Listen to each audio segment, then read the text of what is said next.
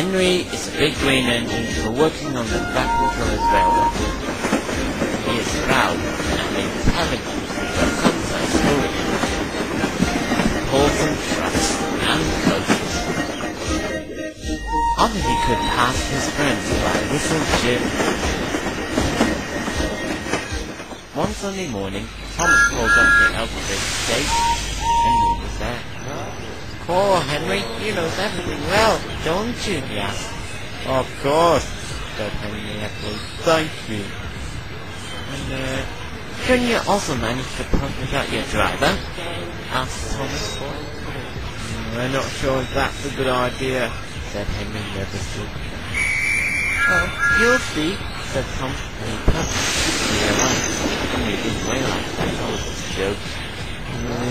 "Excuse me, sir, but I'm not sure if Thomas is joking or not. Because he says I could manage to pump without you."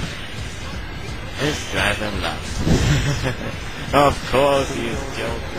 Because the steam locomotives cannot pump without their drivers, they should need to be operated by them, and also to keep them safe from anything harm and danger."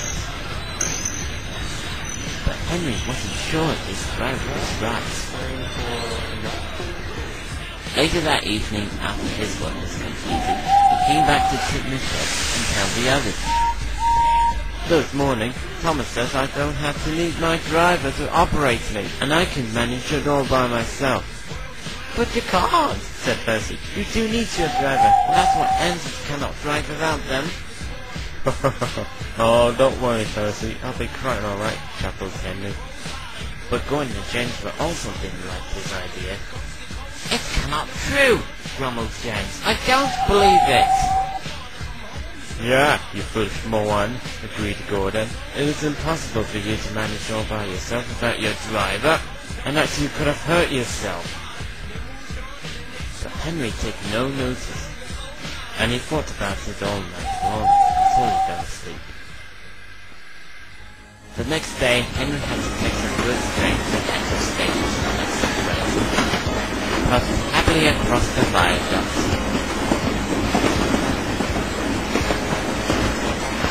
And through the beautiful countryside, he was enjoying himself. "Well, who cares about what Gordon and James said?"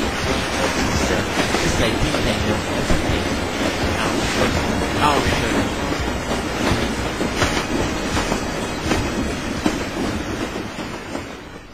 Finally, when Henry arrived at the Catholic station, he had to wait for the grate to be collected from the van. "Ah, this is a lot," he said happily. "No wonder they think I'm a foolish moron." "I'll be off to the toilet," said his driver, "so I'll be back in a minute, okay?" So Henry's driver went to the station office for the toilet. "Ah, peace and quiet," said Henry, "but not for long. Come on, I'm getting sick of him," said Henry. "I'll show him who's a foolish moron." Then, an idea popped into his funnel. "Why not I'll escort Gordon to the signal box, and then we'll see who's the foolish moron now."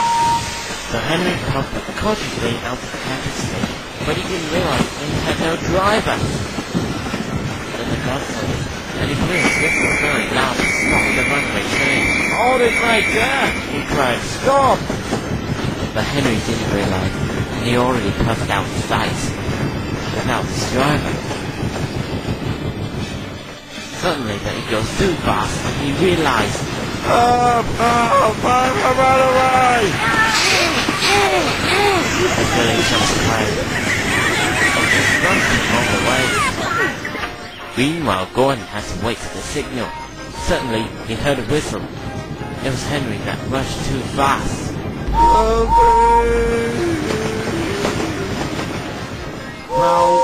I never," gasped Gordon.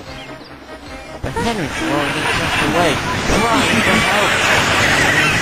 "Help! Stop the buzzing thing! I want my driver!"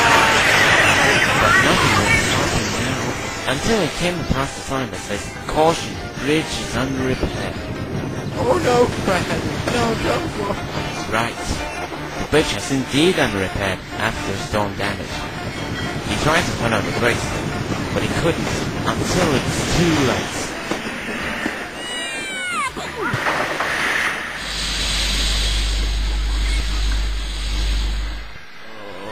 Oh my God, said Henry.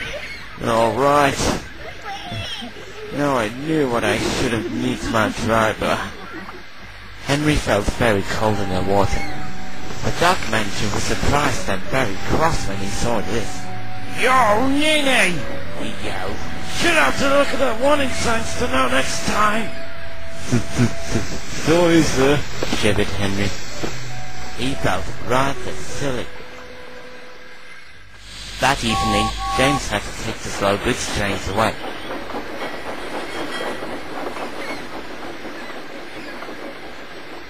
Later, Thomas brought his rescue cable to rescue Henry.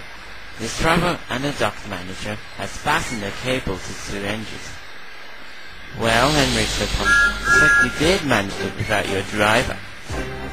Shut up, muttered Henry, as the rescue cable pulled Henry out of the water.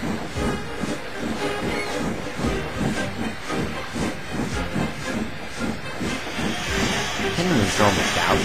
Thomas puffed and huffed and puffed as hard as he could.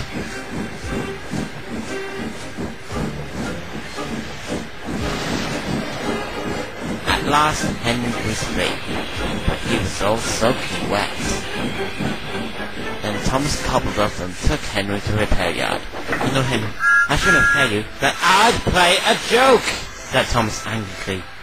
Henry felt sad as Thomas took him to the repair yard.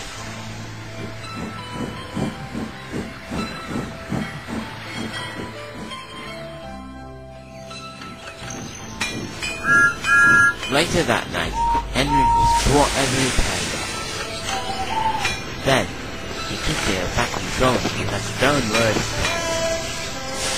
Henry, you have been a silly engine. You shouldn't go out without your driver. Yes, sir. I know, sir.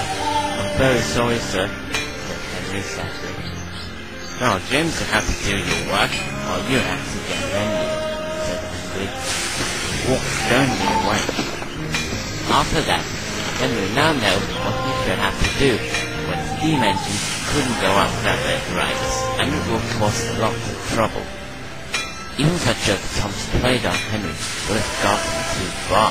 And now that he brought to the repair yard to be mended, the repair took him a long time, and Henry had to be a sadder and wiser and